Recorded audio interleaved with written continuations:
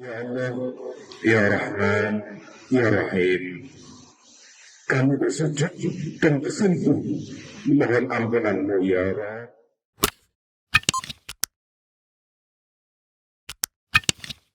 Bismillahirrahmanirrahim. Allahumma shalli wa sallim ala sayyidina Muhammad. Syederalun, Mabes Polri mengakui gas air mata yang digunakan aparat dalam insiden di Stadion Kanjuruhan Malang, Jawa Timur pada Sabtu 1 Oktober 2022 malam lalu sudah kadaluarsa atau melewati batas masa guna. Kadif Humas Polri Irjen Pol Dedi Prasetyo mengatakan sejumlah gas tersebut sudah kadaluarsa sejak tahun 2021 lalu. Dedi belum dapat memastikan berapa jumlah gas air mata yang sudah kadaluarsa tersebut karena hal itu masih didalami tim laboratorium forensik Polri. Ia meyakini bahwa gas air mata yang ditembakkan saat tragedi Kanjuruhan tidak mematikan. Menurut Dedi, pernyataan itu didukung oleh keterangan para ahli, diantaranya Mas Ayu Elita Hafizah yang juga pakar dari Universitas Indonesia.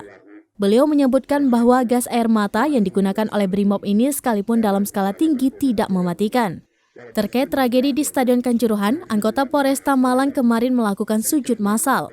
Aksi ini dilakukan di halaman Mapolres Malang sebagai rasa simpati sekaligus permintaan maaf kepada para korban tragedi Kanjuruhan yang menelan 131 korban jiwa. Dalam apel yang dipimpin Kapolresta Malang Kota, Kombes Pol Budi Hermanto, semua anggota Polresta setempat serentak bersujud di lokasi kegiatan apel.